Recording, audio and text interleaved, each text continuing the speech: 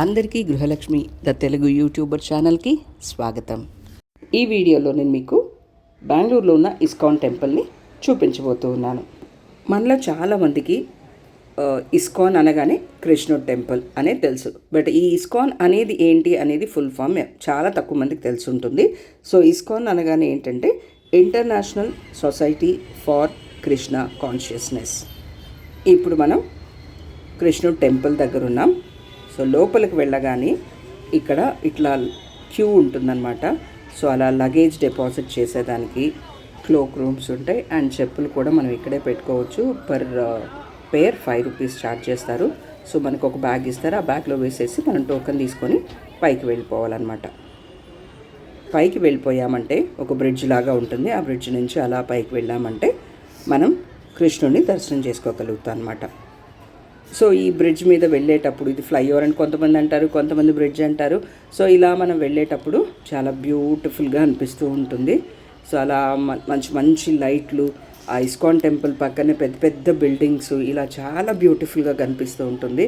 పక్కనే ఉన్న గార్డెన్ కానీ ఆ లైటింగ్ నైట్స్ అయితే చాలా బ్యూటిఫుల్గా ఉంటుంది. ఇంకా సో అలా అలా అలా మనం నడుచుకుంటూ వెళ్ళాలన్నమాట. ఇప్పుడు మీరు చూస్తున్న ఇస్కాన్ టెంపుల్ రాజాజీ నగర్లో ఉంది. ఇది సిటీలోనే ఉంటుంది కాబట్టి నార్మల్ పబ్లిక్ ట్రాన్స్పోర్ట్లో వెళ్ళొచ్చు. అలాగే మనకి మెట్రో అయితే చాలా కంఫర్టబుల్గా ఉంటుంది. మీరు చూస్తున్నారు కదా. సో ఇక్కడికి 2 స్టేషన్స్ చాలా దగ్గరగా ఉంటాయి ఇస్కాన్కి.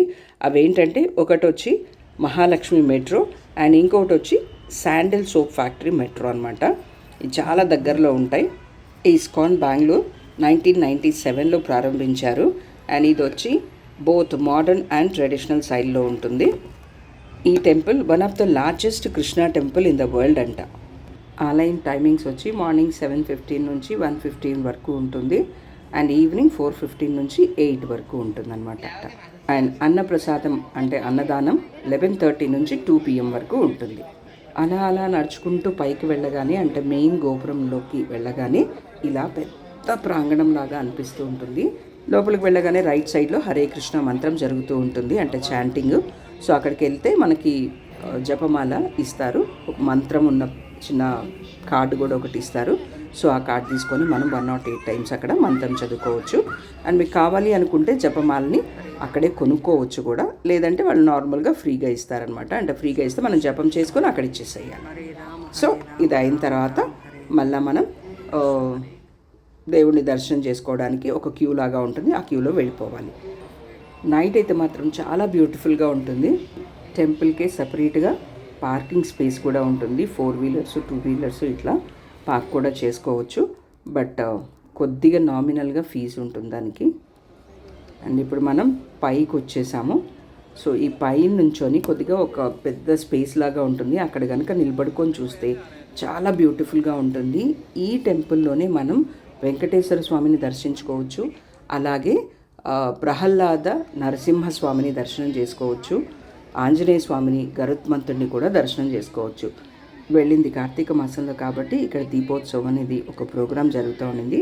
అదేంటంటే 8 o'clock టైంలో మెయిన్ కృష్ణుడి ఆలయంలో మొత్తం లైట్లు ఆఫ్ చేసేస్తారు.